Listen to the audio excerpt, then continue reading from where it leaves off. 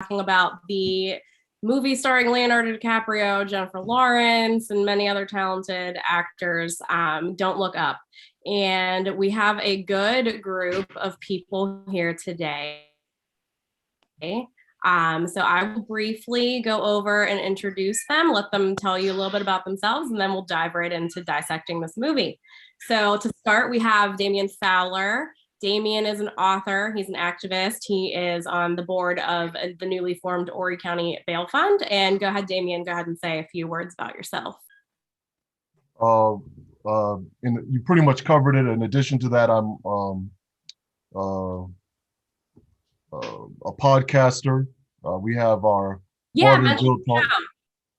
Yes, we have our Barter and Build Talk as a part of the Barter and Build think tank, which I'm a founding member of. And we do a lot of stuff in the community in relation to public policy. So I'm happy to be here with everyone. Awesome, thank you. We are happy to have you. I feel like it's been a while since we've done one of these together. And next we have Matt Wilkinson, professor and daddy of sociology from Coastal Carolina University. He loves coffee and bourbon and MMA. Anything else you want to add, Matt? That pretty much nails it. My areas are criminology and sociological theory. I've recently kind of been pulled into the world of cults and conspiracy theories from a sociological perspective, and I've probably given at least 3 live streams on that. So this will probably be no different. So I'm happy to be here again. Yes. All right, Brandon, we are bringing Brandon back. He just joined Matt for the last Cults and Conspiracies. And I feel like it was you who put this idea in my head, Brandon, to do this. Oh, but I feel like awesome. it was you. But yes, Brandon is from California, so he is our only West Coaster here. Psychology professor. And what else would you like people to know about you? Yeah, I teach social psychology. That's my main focus. And, my main interest has always been in aggression, gender, violence, and the justice system, if you will. But of course, political psychology plays a big role into the way I think about the world also. So I think I did plant this idea simply because when we recorded last time, it had just hit, like the mania of the show was just a few days old. And so I think this is going to be a great, fun panel. I know there's been a lot of, talk over the last month or so. And so hopefully we can really kind of hone into that passion again that was right there at the beginning when it first got released. Yes, absolutely. And fun fact about Brandon is I never watched Game of Thrones until 2019. Brandon is the reason why I watched Game of Thrones. And I'm sorry. He got to relive vicariously through me all of the horrific and that ending. So yeah, exactly. that is it ended after my life. 6. Season 7 and season 8 are not canon. Yes, we reject them. It's a great show up to season 6. That's how I like to look at it. Marcurius, Byrd, thank you for joining us. And I'm not going to say, I'm gonna let you introduce yourself because I could go on about you forever. We've worked together for a while now. So go ahead and tell the people about yourself. I guess my name's Marcurius Byrd. I am generally consider myself an organizer. I've been working for the political parties. I worked on the Bernie Sanders campaign and currently am the organizing director for the South Carolina Democratic Party. I spend most of my time trying to convince people that they should be volunteering and paying attention to politics and, listening to whatever big issues are actually happening right now. I used to be an officer in the Sierra Club, both for the state of South Carolina and nationally. And so environmental issues are kind of one of my bread and butter things that I love to get involved in and talk about as well. And I'll try to keep it short and leave it there. Thank you. Mindy, why don't you go next? I am Mindy Mesmer. I am an environmental scientist for a long time, ran for a state House rep seat here and served in the New Hampshire House for a couple of years, was the co-chair of the New Hampshire Bernie Sanders campaign. So happy to meet you, Mercurius. And one of the big things my biggest concern has always been certainly the last few years is climate change. And as a female scientist, there's a lot of parallels in this movie that I'm really excited to talk about. science denial and the Trump administration, and how are we going to move forward through all of this stuff with the COVID pandemic, and really appreciate science leading us the way through. So happy to be here to talk about this important subject. Awesome. And I did not know that you were a Bernie co-chair for New Hampshire. I also worked on the Bernie campaign here and in Ohio. Nice. Good times. It was fun. It was fun while it lasted. Jaime, why don't you go next and tell us about yourself? Okay, thank you. I'm Jaime McCauley. I'm a sociologist at Coastal Carolina University. I work primarily in the areas of community action and social change, especially around the environment. For the last several years, I've been doing work around citizen science and volunteer water quality monitoring. And so this leads me into also like areas of climate change. My new project involves flooding and flooding communities around here on the coast. So that connects. And there's also some issues around trust in science that kind of lead people into like citizen science. And there's, so this complicated potential analysis about the ways in which science kind of demands a lot of us in terms of our trust, and how to properly communicate and earn that trust can be a lot. So that, we might come back to that, but there's I hope so. Yeah. I hope so. And then finally, last, we have Mal Hyman. Mal, I feel like it's been a little while since we've had you on here. Mal is a sociology professor at Coker College, and he ran for Congress in 2016 and in 2018. I'll let him tell you the more fun things about himself, though. But if you recognize his name, it's because he's been around for a while, and we've had him on quite a few of these. And delighted to be part of this panel. I ran as a Bernie Democrat running for Congress in 2016 and 2018. Been teaching political science and sociology at Coker University for 35 years. Taught in medium security men's prison in California for a while. I think that gave me a more critical perspective on politics. I've done human rights work in a number of countries and monitored foreign elections. Spent way too long writing on media coverage of the assassination of John Kennedy, book Burying the Lead, and just glad to be part of this panel. Awesome. Thank you very much, everyone, for joining. So we are going to just dive right into a question, and this will be conversational. I will periodically check the live streams for any comments or questions from the viewers. And if I find any, I will bring those up in the chat if someone's speaking, or, I will mention it somewhere throughout the live stream so y'all have a chance to respond. So the first question that we are going to start off with to kick the conversation off is, do you think the root cause of the different crises were ever addressed in the movie? And what do you think that root cause is?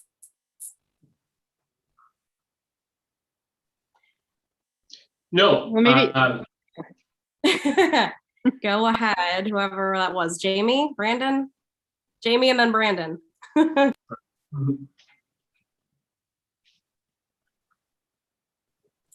think it was me.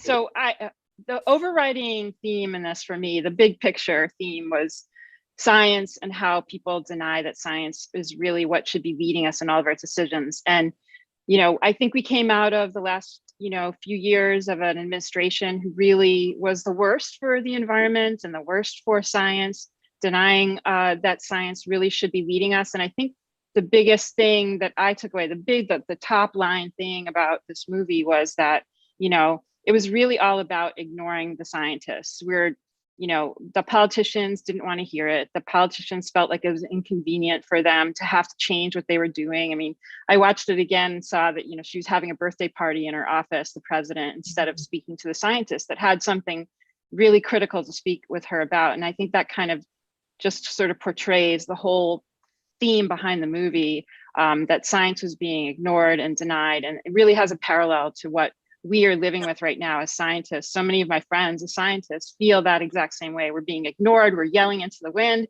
We're trying to tell people that the climate change is a big issue and water protection is really important. And everybody denies that we're telling the truth. And the COVID pandemic is just really sort of brought this all to a head, where people are talking about science and then people are talking about what they see on YouTube or what their friends are telling them, and rather than leading with the science. So that's kind of where I see the root of this movie coming from. Yeah, excellent. I think those themes are there. I think they paint that pretty clearly. Yeah. I really loved the film. I thought it was, an excellent critique of our entire society. Just in terms of the shortcomings of the narrative, they mention capitalism a bit, but let's be honest, the root driver of these issues is capitalism in so many ways. And so exactly what Leonardo's depiction of his character was, going to the media and having the media just laugh at him and ignore him, they don't break it down on the film and say that it's because of the profit incentives of the media and the structure of these corporations that doesn't want people to be upset and angry at the science. They don't go into that depth. I think we can look at it and understand that, but I mean, that is certainly a shortcoming there, that wasn't a highlight of the film, to simply explicitly state that we need to do something about capitalism to address this perpetuation of anti-science and this propaganda that is manipulating us through the media, et cetera. And all of the focus on social media and all of the don't look up propaganda, all of this is driven by a profit motive.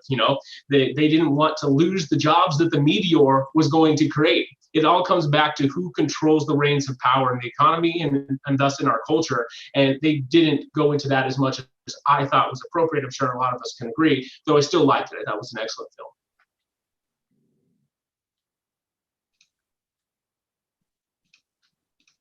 film. I would agree that with Brandon that capitalism is a root cause of the crisis that we're existential crisis that we're facing now. It is a root cause, but not the root cause. So I would disagree with the in that sentence or in that statement. Sharing in the root cause for the crisis that we're facing is also the system of white supremacy. We simply cannot forget about that. We recently had Reverend Leo Woodbury on our show, and he was quite clear. One of the most profound of many profound things that he said on the show was that without environmental racism, there would be no climate crisis. That white supremacy and the climate crisis are inextricably linked. And the movie had, and that one overall, I'm in favor of the movie. I thought it was a decent movie, but the movie just completely fails to address that very simple fact.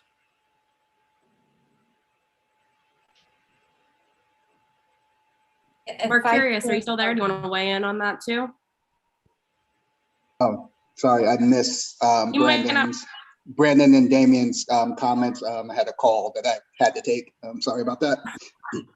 That's an organizer life. Dameion, can you give like the 30-second, 60-second summary, and then for Marcurius, and see, we'll see if he has a response, and then.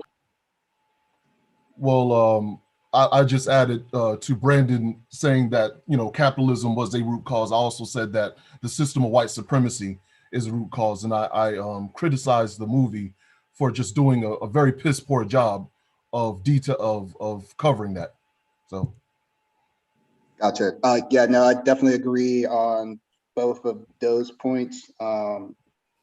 And something that came to my mind when I was thinking about it that's kind of related to it is they really didn't show kind of Black people or people of color actually having lives as well in this movie. Because if you think about the last scene, you have the Black scientist who doesn't live in Michigan driving all the way out to Michigan to spend his last days with people he just met a couple of months ago, and almost erasing his life as if the white people's is more important in that movie.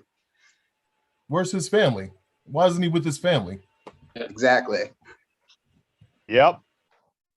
If I can just follow up, that was the table for representation, right? Check the someone else. Jaime? Yeah. Okay. Sorry, I wasn't sure. I thought I heard someone else talking. Can you hear me? Yes. Yes. Okay. So a lot of the discourse around people I've been discussing is a lot around the lack of inclusion and acknowledgement of international folks and people of color, like in this whole film. In terms of like the root causes, like capitalism was there for me, and whether it's addressed or not, I mean, I think it's addressed implicitly, like we're all supposed to laugh at the absurdity of mining the comet, right? But there's no real like critique or analysis beyond that. Issues of inequality, in terms of race and class and gender and, like global politics and who has, global power and all of that, like not addressed, like not an issue in this movie. Like people's voices are just erased. And I get that it's satire, but I think, because, some conversations I've had this with people like, oh, it's satire, can't do it all. But I feel like how for it to be a satire about the cluelessness, the openness to manipulation, the manipulativeness of politicians and media, like how much more powerful would that have been to have included more voices other than, the white protagonists. But if there would have been voices from around the world, if there would have been voices from communities of color, if there would have been voices from people who have been affected by disasters, like also clamoring for the attention of these politicians and media folks, I think that would have made the satire like even stronger. But it's very much kind of, this, I see it as kind of a white liberal revenge fantasy. Right. And for that, it's fine, like it's entertaining, but if you scratch the surface, there's a lot that was left like undone. I also, of course, like there's the political mobilization of science, which I think is there as a root cause. And I think, the broader question, I think that's really hard to talk about now is the idea that science as an entity is, there's already politics and power at play there, but I think a good way forward is to acknowledge that and, in the broader conversation about science. But like in this movie, it's like that we have a moment where the government, like the president is like, oh, we need to get our own scientists. But those scientists come back and they agree with the data that the protagonists are bringing. So it doesn't really address this idea that we've had now decades of fossil fuel backed science. And of course, now we have evidence that they knew all along that they were pushing bunk science, right? But there was no deeper analysis of that as a root cause. There was the part where they're like, we need our own science from the Ivy Leagues. That was the only inequality that was really addressed, rather than, international power dynamics, rather than, racial capitalism, rather than all of these things. And then of course, like all of the stuff about distrust in institutions. So like, so when I was thinking of root causes, I was thinking capitalism, inequality, political mobilization of science, and this general distrust. And like some of them are there implicitly, but they're just not really given like any deeper, like digging into them. And again, like people keep, kind of, I'm getting some of this like, satire, but I think good satire like really digs beneath the surface. So it was entertaining, right? But I think it left a lot to be desired. Yeah, the only thing I was going to add was, and y'all kind of touched on this with capitalism, is they missed a really good opportunity if they're going full satire, and they touched on it where there were other countries that had their own plan, and it could have gone further into this idea of American exceptionalism, which is our individualism and arrogance that we call exceptionalism. So we're gonna bomb your project so that we can do what we think is right. What a great opportunity that would have been to really show the rest of the world coming together and us saying, fuck that, we're going to do our own thing, America. And that would have been a nice satire to kind of turn it back at us as a society and say like, no, they're going to do their own thing because they know what's best for the entire world. And then we're the reason the entire world is destroyed. So I thought they were going to do it. And they showed us, a military strike on their missiles that were going to be launched, but they didn't go far enough into it. So only thing I would add. You could tell they were right there. They had that conversation where the scientist was delivering we've heard that it didn't work. And they just didn't go as far to say that obviously the corporation was involved in making sure that it didn't work. So they were there, but they didn't go. It's in the director's cut, which is 10 hours long. Yeah. It has everything we want in it. It has everything we want in it. Well, I largely agree with the previous critiques. Capitalism's at the root of it. It's subverted all of our institutions. I'm not sure how much more they could have covered with an American audience. So they had to pick their battles. They left a lot of things out. I wish they'd have gone further. I look at the media and corporate ownership and how it's confused us, but academia's faltered on this too. It's kind of an ivory tower of Babel. We don't require a class on at most colleges on the environment. Churches certainly have faltered, and they aren't totally under the control of the capitalist system. It strikes me as we're in a fractured media landscape where the public has some responsibility on this too. And I think some of the neuroscience done by Drew Weston out of Emory University on denial is something that we need to look at more, because we've been hearing about this for a long time, and the public isn't mobilizing the way it needs to. So I think all institutions have faltered, and I'm willing to accept it as a pretty good film that was moving in the right direction. Wish it would have gone further.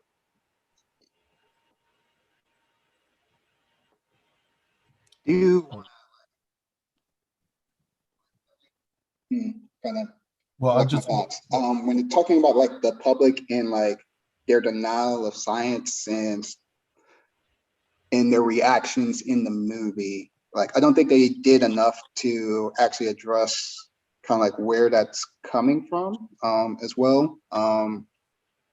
Like we've talked about capitalism and like the racist aspects of the movie, but like just general like mental capacity that people have today. There is so much going on to distract people. Like they were constantly talking about like the musicians in the movie, just to kind of like feel good and kind of have like a false positivity almost. Like they're looking for something that's going to be comforting. They're looking for something that's going to entertain them for a moment. And there's, I guess, in society, I guess a pushback on having, I'm going to say negative emotions. I'm not sure if they're like negative emotions, like being distraught, having fear, and like actually living in the moment. Kind of like Jennifer Lawrence's character was freaking out during the interview, and then Leo's character towards the end of the movie. I don't think we've had enough of like just societal comfort, actually being comfortable with the different emotions that we have, that we should be able to talk straight to people more. I think they could have went into that a little bit more. I think that is a big thing. It's like some things are crappy and there's no reason to sugarcoat it.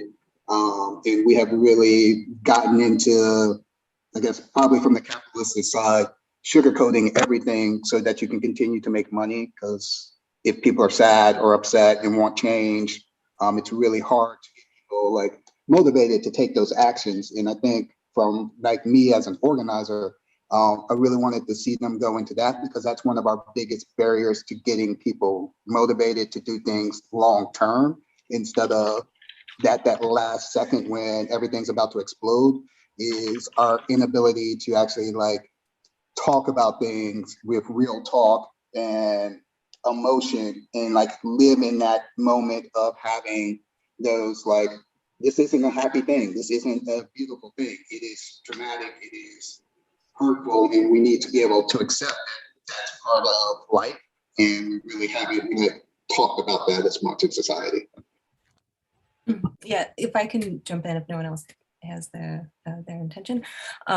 Great points, Marcurius. And I just wanted to kind of follow up on a couple of the points people made, and that when it comes to climate change denial in particular, there's a lot of like psychology, sociology, social psychology about why people are resistant to taking action on climate change, or like resistant to accepting that this is an issue, from some really classic work on risk in general.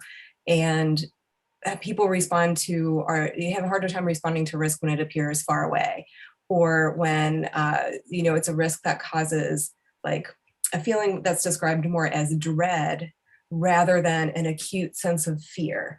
Or conversations that I have with my students, this is more anecdotal, a lot of times among students that I've been having these conversations with for the last 10 years or so, there's a sense that they'll do something about it, right? Because it's just bigger than us. And no matter how much we recycle, no matter, whether or not we drive our cars, there's just a sense that it's really hard to do anything about. So there's a lot of like really like deeply intricate, like sociological, psychological reasons why, people kind of shut down over these conversations, including, some other sociological work around fear that even in countries like Norway, where they're, generally more accepting of the science around climate change, that people speak about, their acceptance of climate change and the actions that they're taking in ways that they're trying to protect themselves a little bit from, like psychologically from like this sense that it's really overwhelming. And now younger people have what's called climate dread or climate anxiety, because all of this is really overwhelming. So, I don't want to take like cheap shots at people who are having a hard time like accepting that this is a reality, because so much of it is happening outside of our individual like loci of control, if we want to put it that way, from corporate and government interests who are manipulating what we see and think and feel, to just a sense of this is a lot and I don't know what to do about it, and I'm going to check out, right? So there's just like a lot of stuff going on there. Yeah, that's really well said, Jaime. That's exactly what I was going to talk about. Like those of us who are instructors, we see students that come to us with a slew of stressors that are grand, or they might be small from our angle, but they're grand to the person dealing with them. And now we're trying to put a climate catastrophe on their plate to try to wrap their minds around, or even attempt to solve with individual behaviors. That's why it has to come from a systemic lens. We see that we are individually incapable of solving this. We have to have this grand scale understanding of what is actually taking place and what is driving it, which the film doesn't do a great job of doing. And so I just think that this fear comment that you're talking about, or what's driving us, this overwhelming sensation that individuals do get when they don't understand everything right in front of them, really causes that shutdown. We're very emotional beings. We'd like to think that we're incredibly rational and that we base all of our decisions on logic and reason, even those of us who are probably more analytical, but we're not. Our limbic system drives our entire consciousness. And so if we're not recognizing that, we have to find ways to just speak plainly to each other. And us in academia don't do a great job at this. The media does a terrible job at this. In fact, they know it so much better than we do in some regards, because they're so able to activate those fear centers through the propaganda, misinformation, disinformation that they present. And so it's a really tough thing for us. And so if we're going to get into solutions at some point, talking plainly, being able to have a collaborative approach to solving some of these things or understanding these things is a really big and important thing for us to grapple with. I'm not sure if we wanted to touch on some of the comments from the viewers, but I saw a comment about Russia and not being a capitalist society, that they would have probably jumped on the idea that they wanted to exploit the minerals as well. I just want to state that this is a bit of a misnomer we want to kind of tackle when we see it about Russia, still being like the USSR, this, Soviet state of communism or something. That's not the case at all anymore. Of course, Russia is a hyper oligarchical capitalist state now. So it would have been nice to see a different international lens there, but the angle that they wouldn't have, gone the way things went just because they're also not capitalist is not exactly accurate here. Yeah, I think the last three of you brought some really important points up, and Marcurius talking about, the media coverage and the scene where they're sitting in the room after they go on the news and they're saying, well, you guys didn't even make, looking through all of the response from the viewer, it just really was, really telling about how some of the things Jaime was talking about, how much people really don't want to hear about these things. And I run across this all the time, is trying to build coalitions, and how do you speak to someone so they don't shut down and they don't get so worried that they won't contribute to the effort is really important. And that is in all these environmental issues, big and small, climate change, but also down to all the environmental justice issues across the country in communities that are affected by environmental pollution, just in their communities as well. We have it's very difficult to get people motivated and, working to try to fight for our clean water and our clean air around these facilities that continue to pollute all of us across the country. And I just wanted to bring something else in, which I was kind of disappointed with is, I know it was a satirical film, but I didn't like the way they portrayed the woman scientist as a screaming, crazy, psychotic kind of a person. She was very smart, and she, I would have liked to have seen the roles maybe switched between her and Leonardo DiCaprio. She could have been less,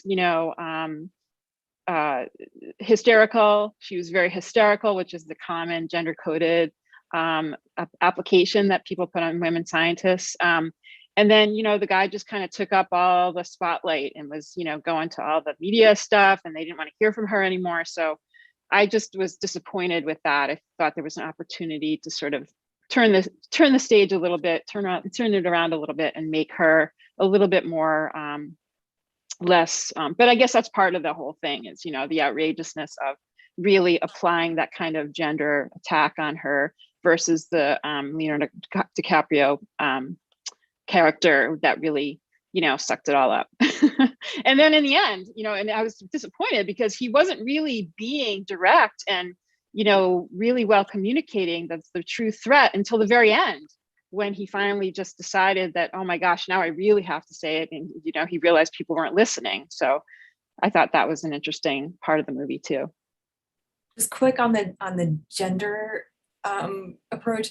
I have heard some women journalists actually talking about like this critique of, I forget her name, but oh great, here are the stereotypes of the journalist who sleeps with her sources or whatever. So yeah, good point of critique.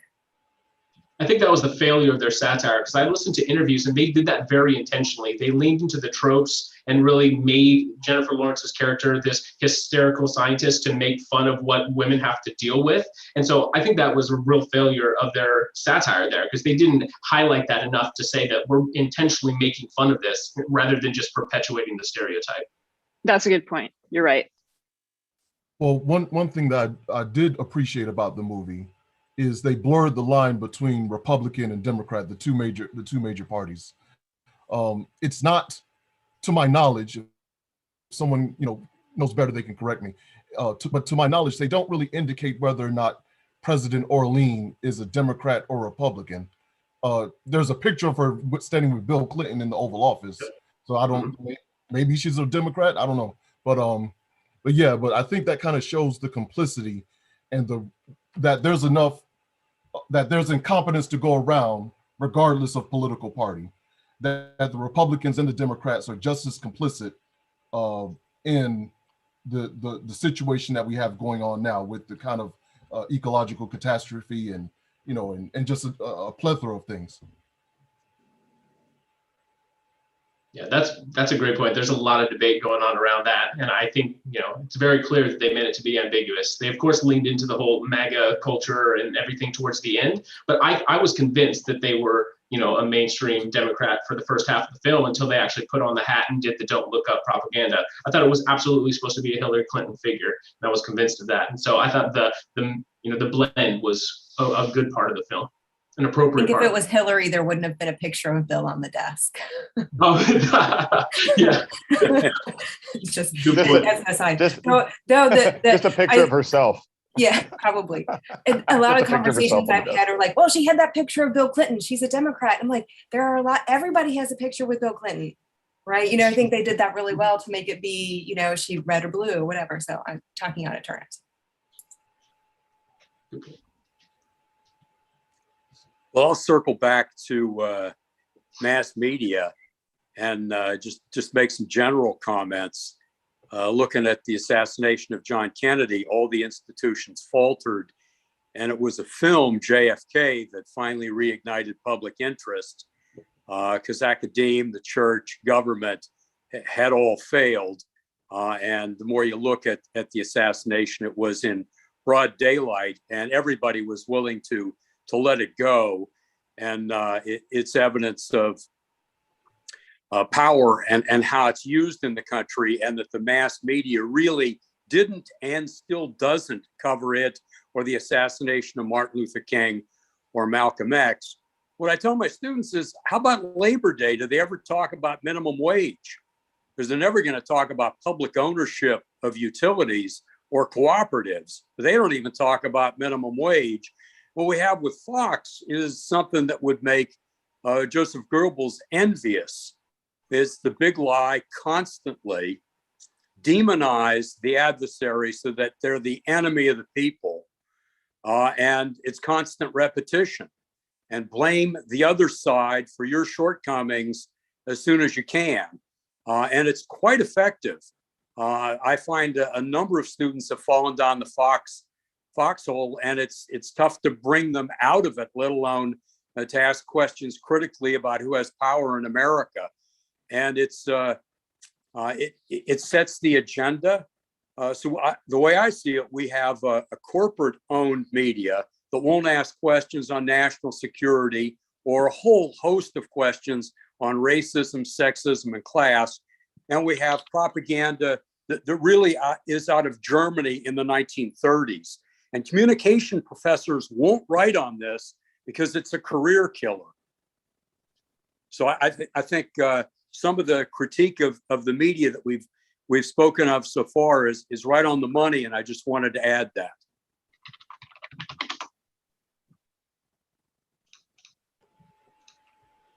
So I want to respond. I want all of us really to respond to a comment from one of the viewers. Geechee commented, "The rich guy who controlled the president, who would everyone say he represents in real life?"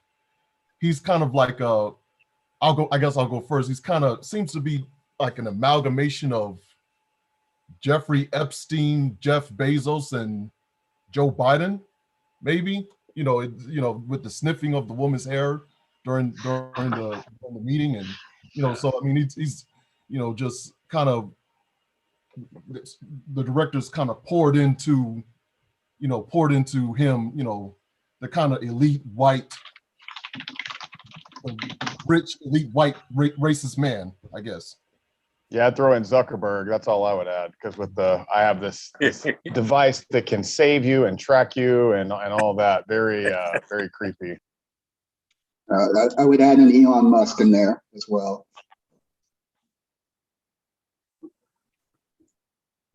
Visually, at least, I believe they took inspiration from the Heaven's Gate cult leader. If you can picture him, there's a few memes about him, just kind of like the soft-spoken white hair. But absolutely, all the megamaniacal billionaires.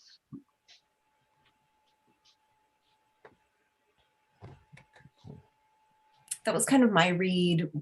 Was probably he's supposed to be, like Dameion said, an amalgamation of all of these folks, probably maybe broadly representing special interest, though of course the tech industry is, one of our, as much as we rely on tech, it has like this outsized place in our lives and politics. So I'll probably read it that way too, though maybe, in different times and different analysis, it could just be like special interests broadly.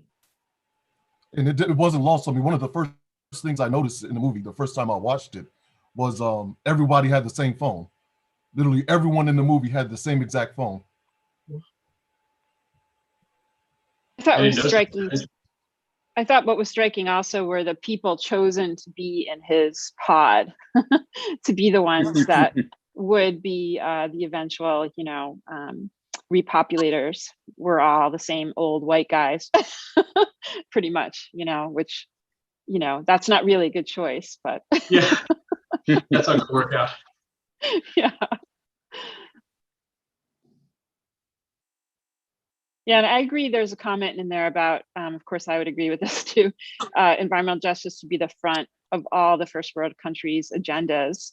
And without this focus, there's no justice for anything else. And that's a really amazing comment. And I 100% agree with that.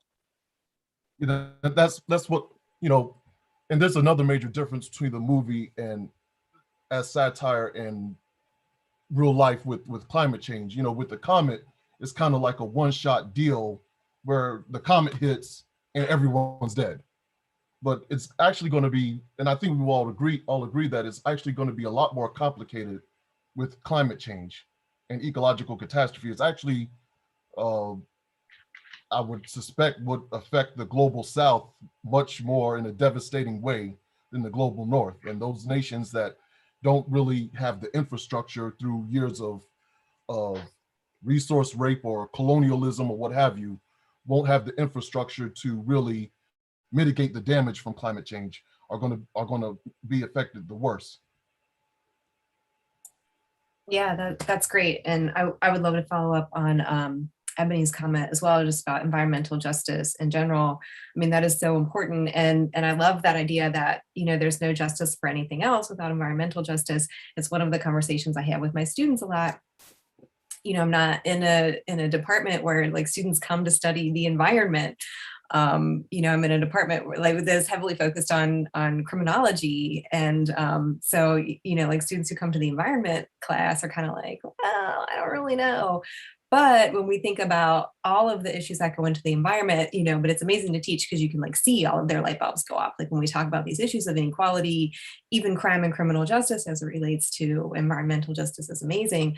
But I also think in that frame of environmental justice, there is an opportunity if we really listen to those voices that are on the front line, whether they're my neighbors a mile away in Bucksport, or whether they are, you know, people who are living on what are called small island states, who their country is literally going to be underwater if climate change continues and as the way we're seeing now.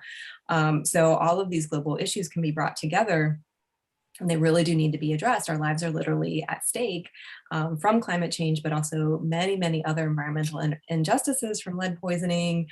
We saw the water contamination in Flint. And I also think it's a fault of the environmental movement as well, which has been predominantly white and has marginalized the voices of people of color. And to the point where the environmental movement and the environmental justice movement are often working separately when they need to be working together. And I think there's been more effort recently to change that. But, you know, like the mainstream white environmental movement has a lot of trust building to do.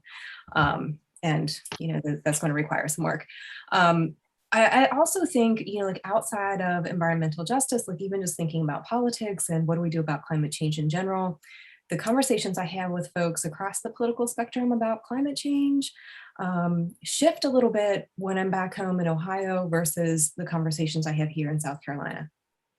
Because here, even people who are conservative can't unsee what is happening. Like they are, you know, like especially like wealthier people on the coast, like they have noticed that the sea level is rising and threatening their fancy beach house. They can't stay in denial anymore. Or, you know, even, you know, middle class people in this area, they see the hurricanes, they see the flooding, you know, they see those things happen. So even if they're like politically conservative, even though they're getting messages maybe from other folks that are saying, oh, this isn't a hoax, this isn't that big of a deal, like they are seeing and experiencing and living different things. So those conversations are really different when I have them with them versus my family with conservative beliefs in Southwest Ohio, where it's real easy, you know, it gets hot in the summer, you just turn up your air conditioning and complain about the heat, you know, like there's no crisis for them. So I'm veering a little bit off of environmental justice, but kind of like looking for threads that we can kind of tie together to say, you know, well, we have to face this. How are we going to do it? I could follow up on, oh, sorry. I could follow up on that for a little bit. I mean, I think there's a way to look at water quality and the, you know, droughts and things like that, and flooding. There's an opportunity when, you know, I think that's less of a political divided issue when you talk about some of the water issues, because I think people understand they want to have, you know, water that comes out of their tap that's not going to, you know, make them sick. And at the coastlines, when you have sea level rise and you have the groundwater infiltrating, the seawater infiltrating into the groundwater from underneath. That's an opportunity. And then there's the drought issue and flooding in the central part of the country. So that has been a way to sort of bring it a little bit together, and to help people understand that it's not just, that the waves are going to crash over on your beach home, but you're also not going to have water to drink, that you can have your family drink. Just my experience. I was also going to say, like, I've also seen a lot of Southern conservatives be more on board with environmental stuff, especially here in South Carolina. From when I was working with the Sierra Club, like a lot of our victories environmentally came because the conservatives saw the issues right in their face, and they were really willing to act on that, whether it be offshore drilling or issues like with like mine pollutions and stuff. And so that has really been something that I think is like, there was a question about like, what would you say is the best approach to compact the highlighted issues? Me doing political stuff, like for me, showing one way to kind of like help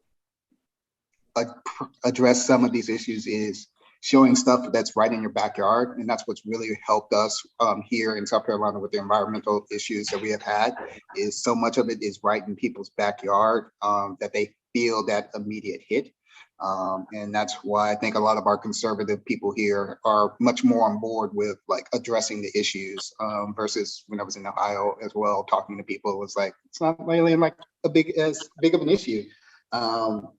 And I think that really is something that we can highlight if we actually like talk about it more and don't assume that somebody that is of a different political party will also not see something the same way as you, when it's that up close and in front of your face as well.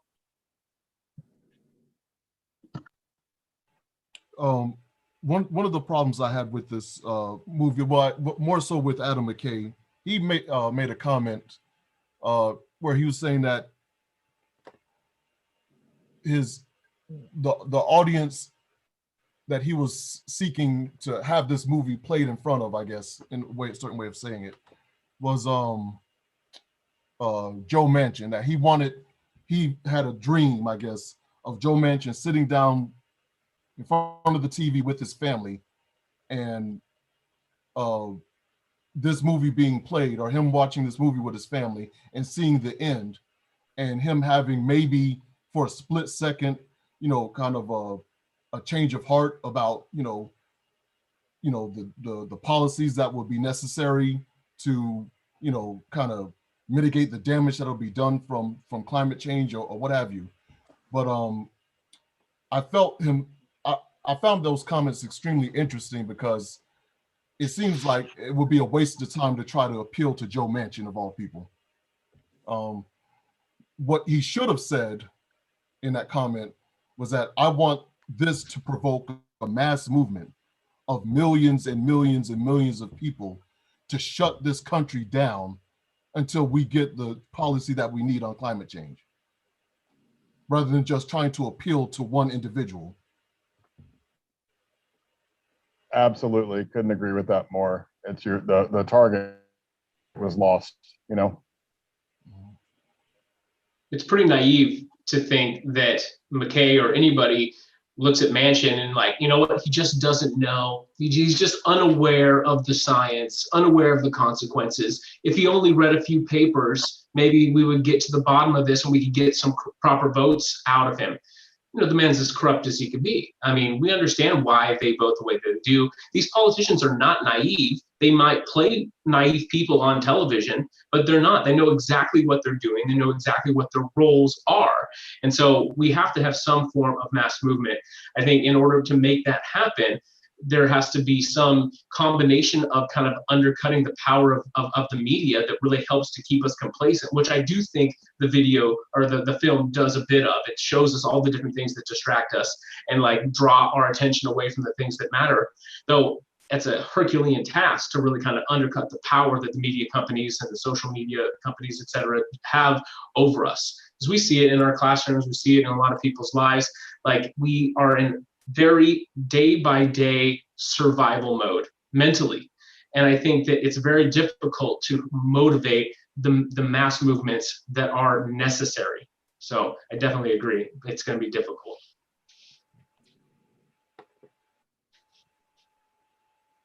I guess I'll pick up, it's all about the money, right? It's all about getting the money out of politics. Manchin doesn't make the decisions he makes because he actually doesn't understand it. He does it because he gets money to support his campaigns. And I'm sure Mal can talk about this too, but when you run for office, you got to spend a lot of time raising money if you want to compete with a lot of these people who get a lot of money from the fossil fuel industry, from the Koch brothers, or from Americans for Prosperity, all these organizations. And there's the Democrat, all the fossil fuel companies. And we see that all the time in controlling what we can do at the state level as well as at the national level in terms of passing policy that's going to really address these issues. The first issue we got to do is get the money out of politics. Sound like Bernie, but Bernie's right on about that. The money in politics is what corrupts everything. It makes people do, the things that go against science and logic and rational thought. Well, I couldn't agree more. And about 70% of your time when you run for office is raising money. When I talked with Nancy Pelosi in 2016, she informed me that after I raised $750,000 and show her a poll that indicates that I could win, then they would be glad to help me. And people that have raised that money, then the Democratic Party, the DCCC comes in and they start giving you advice and cutting your ads. So you become more moderate to take their money. It's pernicious. Even in South Carolina, in the race for the Senate, Graham and Harrison both raised over $100 million. So to come back, Joe Manchin knows what he's doing. He's been a creature of coal for a long time. And getting money out of politics would be a big change. And, some of that was in legislation from the progressive wing of the Democratic Party in the House of Representatives. And the rest of the Democrats went along with it. It's the Republicans that aren't going to touch it. And I think this circulates back to some need for a mass movement, because when the people lead, then the leaders are at least listening, and sometimes they'll follow. And we're not there on climate change or to protect our own elections. And we're going to have to do that. The environmental movement, the way I've seen it in this state, is fractured. There's a lot of ego. They don't put out a monthly newsletter, let alone organize together with environmental justice groups. So that community has to be organized better. And I agree, we have to circumvent the powers that be to force some change. And it's much easier said than done to say you're going to mobilize people. To come back to what Asafo said, I completely agree. If there was a national strike for fair elections and to deal with climate change, we might well get a response, and it would send shockwaves through the political class, because on Earth Day, when we got 20 million people in the streets, our largest mass demonstration in American history, a Republican administration got the message, and we got the Clean Air Act, the Clean Water Act, and the Environmental Protection Agency. So I think that's something we ought to be considering more. I can follow up. Great points, everybody. On the topic of like this mass movement that we need, and Manchin, like so much great stuff there. If the people lead, the leaders will follow, right? And within that movement, though, like Appalachia is one of the, my favorite things to talk about. It's so complicated in terms of the environmental politics there, because you have communities that are reliant on coal mining for good jobs. And you have communities where people love the land. These are the same communities. These are the same people, right? Like you have people who are like, I love this land. I hunt on this land. This is where I get food from. This is where my ancestors are buried. This is, like the deeds to their property are like from, the big oak tree to the rock over here, right? Like just like they love the land.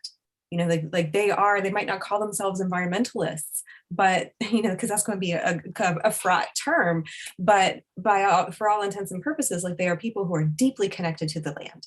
But to put food on the table, they have to engage in this industry, and coal mining is a job that people create an identity around. It's hard work, it's dangerous work. You have to be strong to do it. You have to be mentally strong to do it, right? So there's so much that is deeply complicated. But communities in Appalachia, they also have a radical history of mobilizing against people in power, of unionizing, of calling out corporate interests. And we forget that. And what do we do as, people outside of academia, people who might be, working or middle class, but from other areas, like Appalachians, it's okay to make fun of them. Like, it's okay to talk about incest and not having teeth and all those things while ignoring the poverty that they face and all of these other issues. So if we're going to have a mass movement, we need to be respectful of each other and listen to each other and do that hard work of finding the common ground, whether it's, like white people approaching communities of color with humility and saying, like, let me learn from you because you are the ones experiencing this issue. You are the ones who have the expertise I need to learn from. Whether it's approaching white Appalachian communities, not to erase people of color who are also in Appalachia, but those communities are predominantly white, and saying, you are living through this. What can we learn from you? You lead us, right? And go to those communities and learn from that, but also like be prepared to take some criticism. For guys like Manchin, like they are in coal's pocket. And as long as the coal industry can exploit the people, they aren't stupid. They're characterized as stupid, right? Like they're not stupid, but they need to eat. They need to take care of their kids. That's human. There's not a good way out of that for them. We need to, approach people with humility rather than, parachuting in and saying we have all of the answers. And that's true for Appalachian communities of color in rural and urban areas, all this stuff. But there is a power elite that benefits from us not being able to do that. And I think that's where a lot of the media and politics stuff comes in, because the parties as they are, there's a lot of overlap, right? There's a big Venn diagram there. And as long as they keep us divided on some issues, they're going to keep doing what they always do on the issues of real import. So there's a scene in the movie that I've not really heard, unfortunately, I've not really heard a lot of people talking about, but there's this scene near the end of the movie where the fella who's a director of some movie is being interviewed, and he has the lapel pin up and down. And he says, well, we got people saying, I'm paraphrasing, you got people saying, don't look up. You got other folks saying, just look up. We want to reach a happy medium. So we're trying to get a happy medium from the people to say, hey, let's stop this comet from destroying the planet. And those who say, oh, well, don't look up, there is no comet or whatever.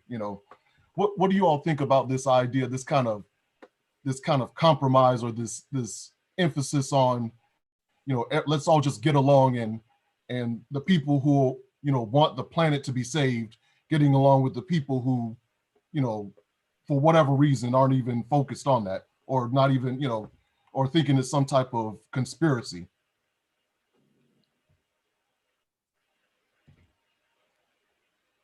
Mindy, do you want to go and take that one?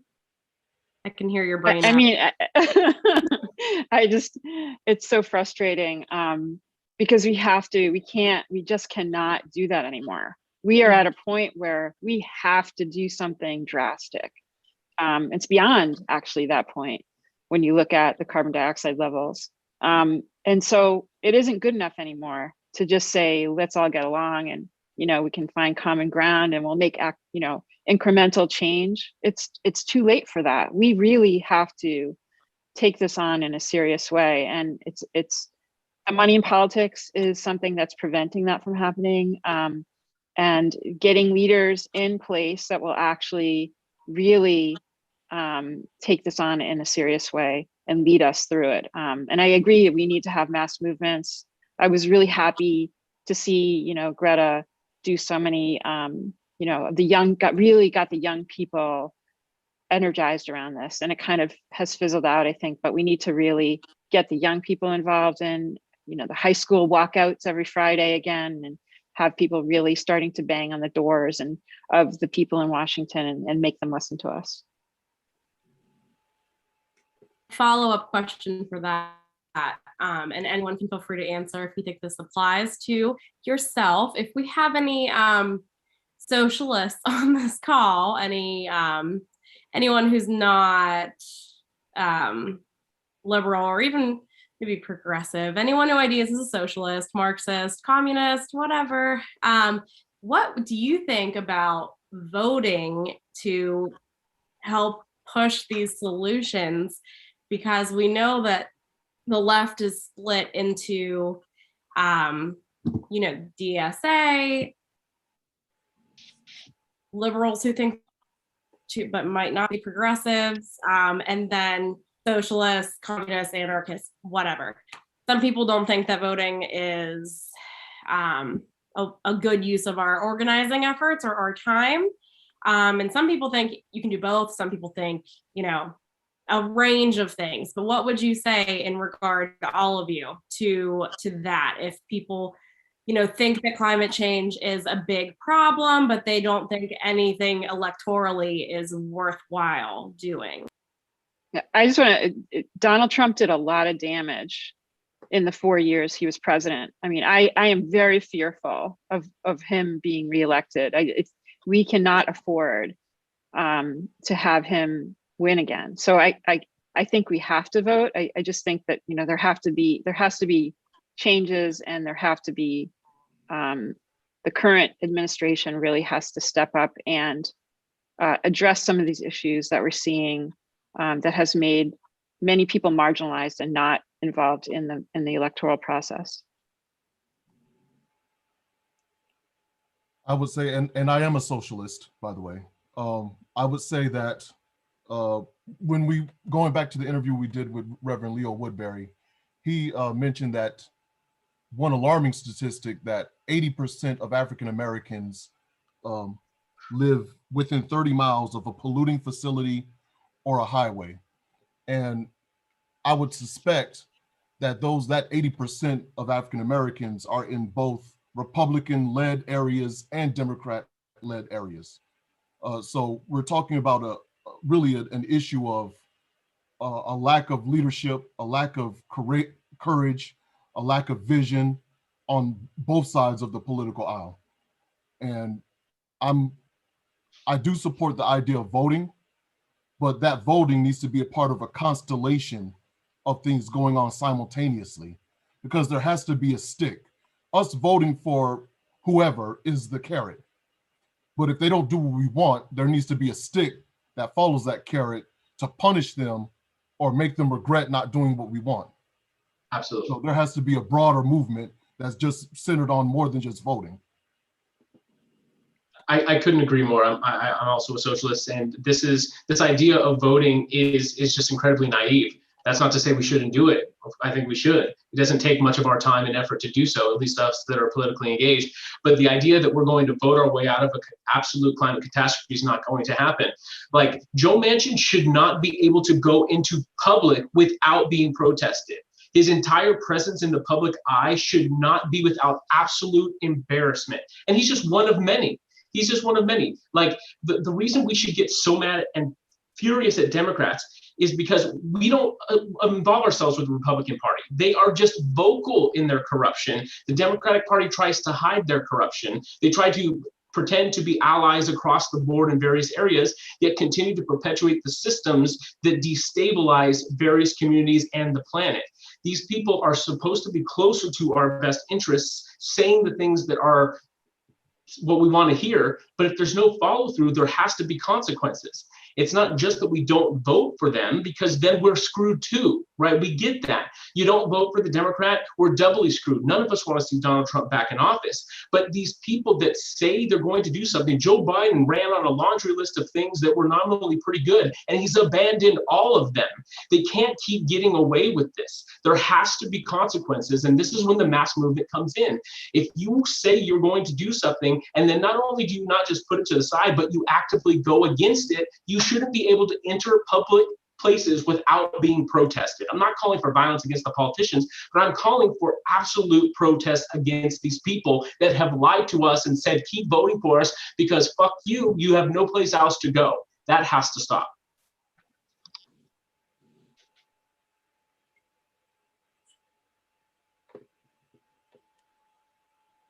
Mal, Sorry, I feel the mood.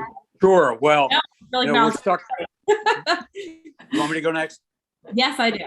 Okay, it's a two-party system, and I'm a Democratic Socialist, and I was hoping to win over the Democratic Party, and I think Sanders tried to cooperate with Biden, and they kept paring it down because we don't have the strength in Congress, and this is a battle that needs to be fought on all fronts. And the electoral part is just part of it, and it reflects the fact that we haven't done the community organizing or the education or fought through the propaganda apparatuses in this country for years. And we're just not strong enough yet because we haven't fought enough yet.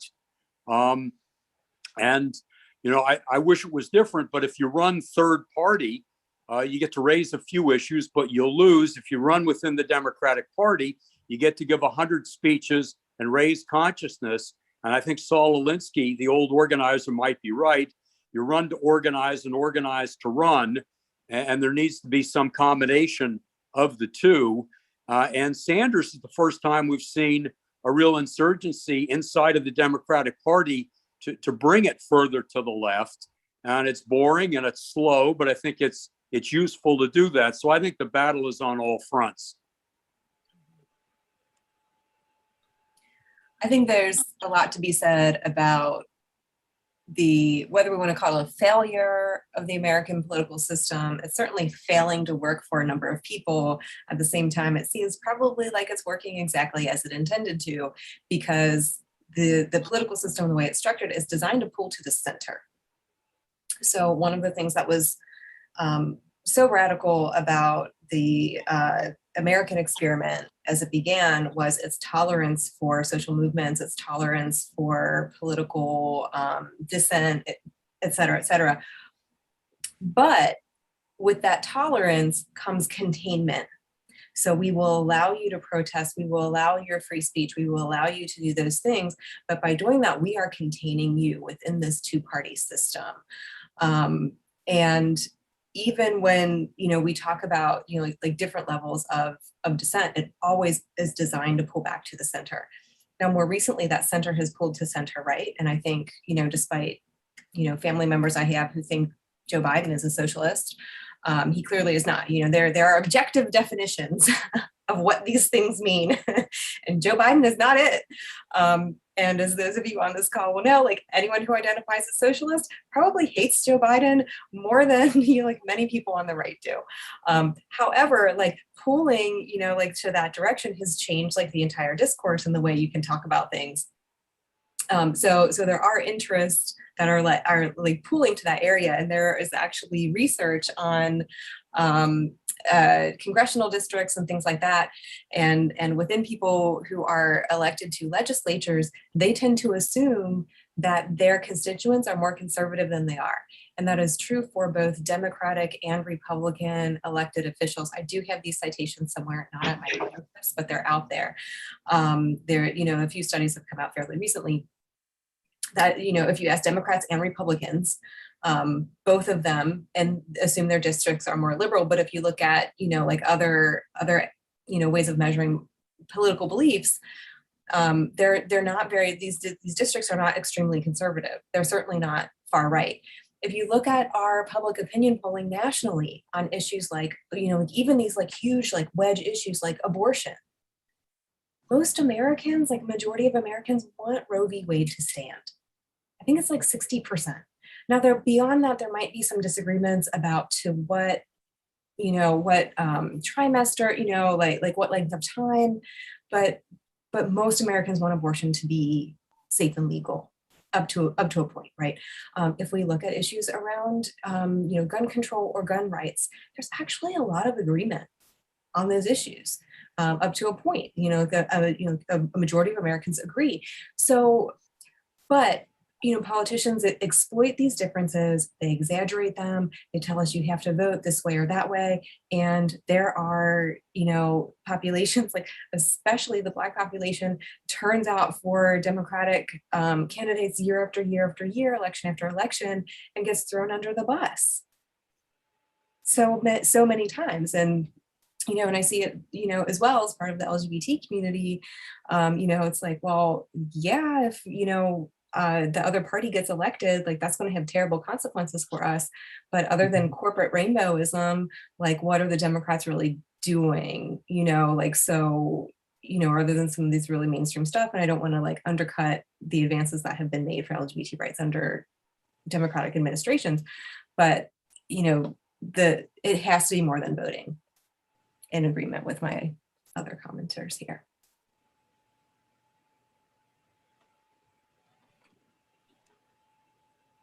Let me ask kind of a follow-up question to all this. This is a good response. Yeah.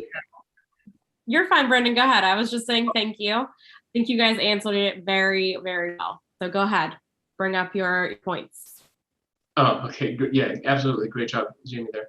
I think one debate on the left is often, do we need that figurehead? Do we need that leader? Or does it have to be an organically mass movement, leaderless type movement? And I think this is a worthwhile debate, because I think both sides have absolute merit, because we don't want to put somebody on a pedestal. A lot of people tried to do that with Bernie, and he was a flawed character. And though there's been consciousness raising, Bernie in a lot of ways severely let us down, didn't fight where he had to fight. Yet at the same time, I'm confident there's a lot of people who've had their consciousness changed and raised, me included. I've probably been more of a milquetoast liberal, in 2014, 15.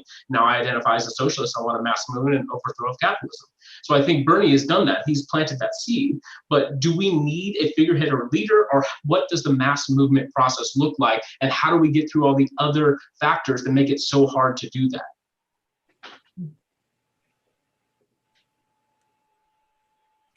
Well, I'll start by saying that there has to be really a campaign of education. With our group, the Barter and Build think tank, we put this emphasis on political literacy and critical consciousness, and and also media literacy as well. And we emphasize this because these are the things, what we think are the main characteristics or the main skills that people need to have in order to come to the recognition that these kind of milquetoast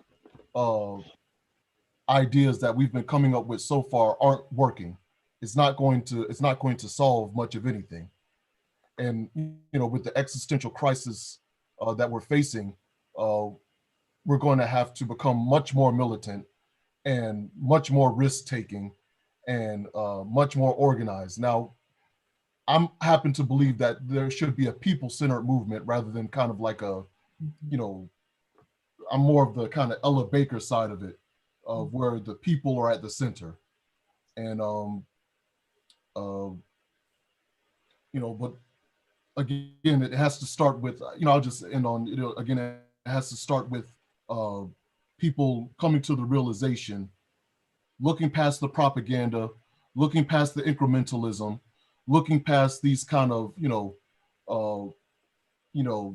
superficial fixes, these temporary concessions, to really kind of overturning the system as it is.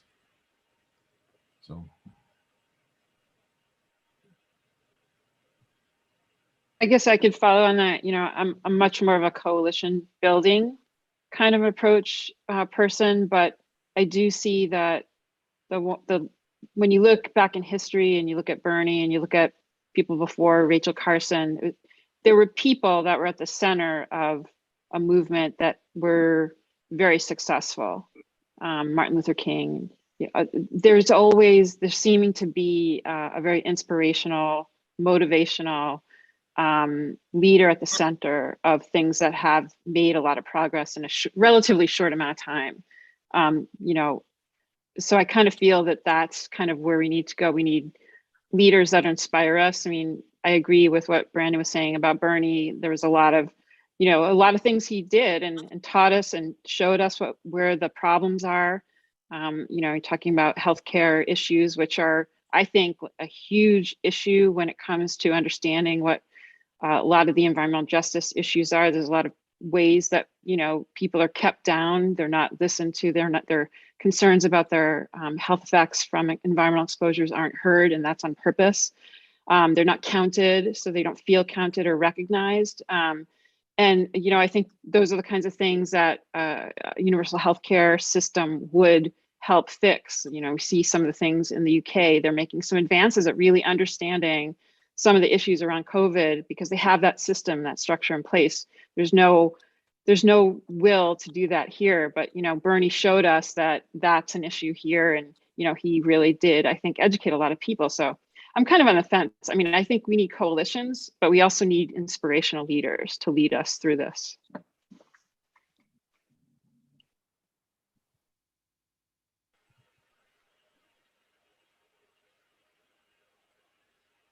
I support a radical reimagining of politics. I feel like we keep looking backwards, and we need to learn from what came in the past, but we need to imagine a new way forward. Going backwards to any political system or government arrangement is not going to save us now, no matter how well they worked in the past. According to different perspectives, people have different ideas about that. I don't know what that future needs to look like. I don't know, I don't have those answers, but I think that there are different models that we can look to, and that's kind of really where I'm at. So do we need a leader? I don't know. I'm going to be honest with you. I've been reading a lot of anarchist theory lately, and it's not because I'm rooting for the fall of the state, but I can kind of see it coming. Oh yeah. Is that a joke? I don't know. But not just like anarchism, yes, but also like mutual aid. Okay. So like what brings us together? Like in the absence of these hierarchies, in the absence of these identities that we latch ourselves onto politically, what really matters? And I see this in the politics of like local communities in South Carolina, around environmental issues, around issues of flooding, disasters, hurricanes. When that shit goes down, it doesn't matter what side of the lines you're on. It's like, how can we get people food? How can we get people shelter? How can we get people, now we don't want to be in an emergency situation all the time, but it's like, okay, how can we like strip this back and look at what our communities really need? What are we really concerned about? Everybody wants their kids to be safe. Everybody wants their kids to go to a good school. Everybody wants to be able to put food on the table. There are really common human interests that we share. So how do we go from that to all of this that is happening? So, and I think that is my curiosity into what does a really different structure look like, where we don't have these hierarchies, where sure, there might be leaders, because in any group of people, I mean, if you just think about your own peer group, there are probably leaders in that group. Like you may not care what you do on Saturday night, but like the leader of the group is going to decide for everybody and you're fine with that. Like, it doesn't matter. Like sometimes leaders just emerge organically like that, and that's okay, but it's consensual and it's respectful, and everybody has a voice and everybody has an opinion, and right. So that's where I'm at in terms of, how do we move forward? What does leadership look like? What do communities look like? How do we get beyond, simple electoral politics? And these are complicated questions with complicated answers. And I'm not saying I know the answer, but I'm exploring really, like different ways of looking at things, so we can kind of peel back these layers and really get to, like, how can we address the issues that all humans have? And, in some ways that might be like super idealistic to think that we can do that, but also like to some degree, we just have to. I don't know. Here. Now that's a tough fact to follow, Jaime. It is. Well, we've got about 5 minutes left, so I am just going to see if anyone has anything that they wanted to bring up, but they didn't get a chance to.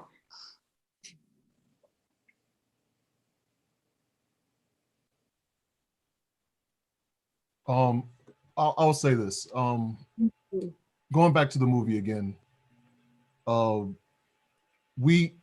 people followed the incompetent, outrageously incompetent ruling class, and in the end, the same ruling class that we were told, if we work hard enough, if we pull ourselves up by the bootstraps, if we stop blaming other people for our problems and kind of get this idea of, work hard and meritocracy and everything, the same people that we followed, that we might actually be able to be a part of the ruling class one day, that we might be actually be able to, be at that level of wealth and power and what have you, if we just work hard enough and stop blaming the system. In the end, they abandoned us and they left. When they realized that the jig was up, they all hopped on the ship and got the hell out of Dodge. And I think that should serve as an object lesson, that these people that are in leadership, these people that are in control of the planet, they will burn this planet down to benefit themselves, and they will burn the rest of us with it. And so my last words would be, for this conversation would be, we're going to have to throw them overboard in order to save ourselves. There's no other way around it. So. I'm glad you brought that up, because I just had that pop in my head right after I asked y'all to, share anything that you didn't bring up. I'm like, wait a minute, all of the rich elite people left on a spaceship to go colonize Mars. So, we need to look at it as the people who have the haves and then the have-nots, and realize that our power is in collective cooperation and organizing. And clearly we're not there yet. And we've discussed ways that maybe we'll get there, but an ongoing process. So any last thoughts from Mindy, Brandon, Mal, and Jaime? You said a lot, but if you have any more thoughts, I would love to hear them. It was excellent. Just a thank you to you for organizing, and my co-panelists for also being here. Yeah, no, I mentioned it last time we got together. I enjoy doing this. This is a lot of fun. It's a very isolating world that we live in, and just kind of have a moment to just share, like-mindedness or even some slight disagreements with each other is excellent. So I really appreciate this, and would love to come back. Absolutely. Very much. Yeah, I think it's great. It was a great conversation. We will definitely, I'll be in touch for sure with you, Mindy. I've got quite a few people and other than Jaime who are, super into the environment and climate science and environmental science. One of my fellow board members, she does water data. She works for NOAA, and we have a lot of flooding issues locally. We've got tons of things I feel like we could all chat about as far as what's going on with our world. My daughter asked me today, Mommy, what if everyone became a vegetarian and we all stopped eating meat and then we left the trees alone and she's 7, and I'm just like, oh, my heart. But Mal, do you have any last thoughts? Oh, this is a great discussion. Thanks to everyone. I've been reading through the anarchist literature too, and cooperatives is what I'm doing research on the last couple of years. I think it's very promising, but the paradox is we have a short time frame. So I think we've got models, but we've also got a huge crisis that's hard to have us wrap our heads around. And I really appreciate the discussion that we had today. Well, thank you guys. Thank you very much. And everybody who's watching, make sure you check out Dameion's show. It's usually on YouTube and Facebook. So if you just go ahead and go to the Barter and Build Think Tank on YouTube, is that what it's called? Yes. You'll be able to see them there. He's got some great guests on in the past. He's had Mal on actually. So maybe some of y'all can connect with Dameion. You guys can talk about who knows what. But thank you, everybody. Have a good night, and we will be back soon. Take care.